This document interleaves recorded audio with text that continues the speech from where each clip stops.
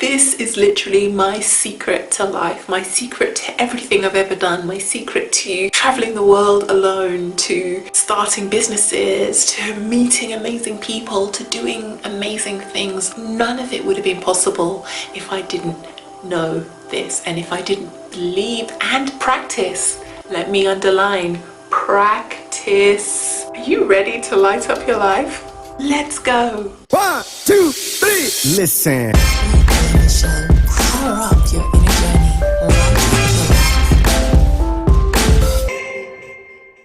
Yes, I'm back with another episode and I am so excited. On the Ava Show, we are all about lighting up your life by taking an inner journey. So if that interests you, press the subscribe. I'll be happy to welcome you to Ava's Angel family. Let's talk about self-love. What makes self-love important? Is it the fact that it makes you feel good, or do you think it makes you look good? For me, self-love is about having a solid foundation, and it's with me no matter where I go and no matter what I do. If I go to a job interview, I don't feel less than, so I can show myself and be confident in showing myself, because if I don't get the job, it doesn't matter. I'm amazing. So are you.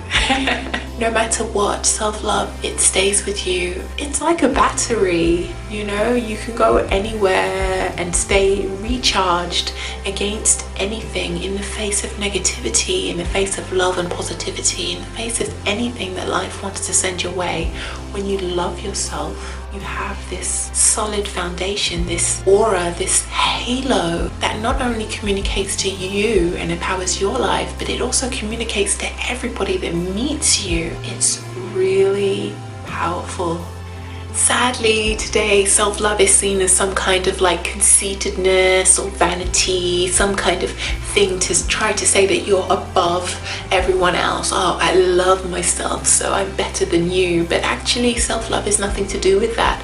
It's completely devoid of that. It's not even next to that.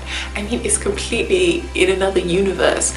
There is no conceit or vanity when it comes to self-love. Self-love is about knowing yourself. Know thyself. Oh, I remember this the first time I saw it in The Matrix. Neo walked into the room to speak to the Oracle. I don't know if you've seen The Matrix, but it is my film. It is my film. We'll be talking about it a lot in future episodes.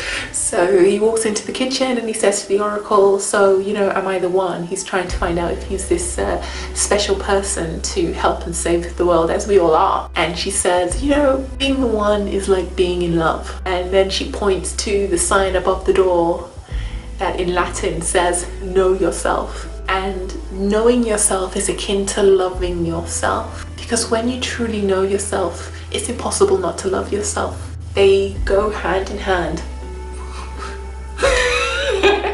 But because of this popular idea of like of self-love being conceited and being vain, it's like everybody is trying to get as far away from this idea of, oh yes, I love myself as possible, you know, and instead they neglect everything within and they put everything out. A few things happen when you do this. You lose energy, you feel empty, you don't feel confident that you can go after what it is you want to go for. People take you for granted and you don't know what you deserve. People can manipulate you because, again, you don't know what you deserve. And there are so many more things that can happen when you don't love yourself, or when you just completely neglect anything that is the real you, to work on everything else, all of the distractions outside of you, and put all of your energy into that, leaving nothing for yourself. And if there's nothing for yourself, there is no you. And this is why so many people cry themselves to sleep every night, wake up frustrated and stressed and fed up with life. But it isn't life, my loves. It's your decisions. You are deciding to neglect yourself. We need to just own it and face it. But guess what? As long as we have another breath, we have the opportunity to turn it around. And the best way to turn things around is to become aware of them.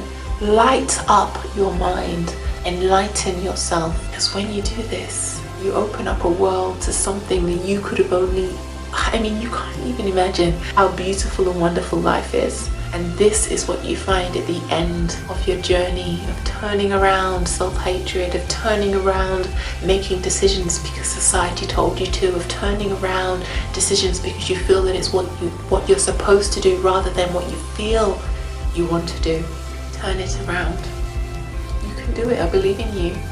I see your success and I see the light in you. You can't hide it.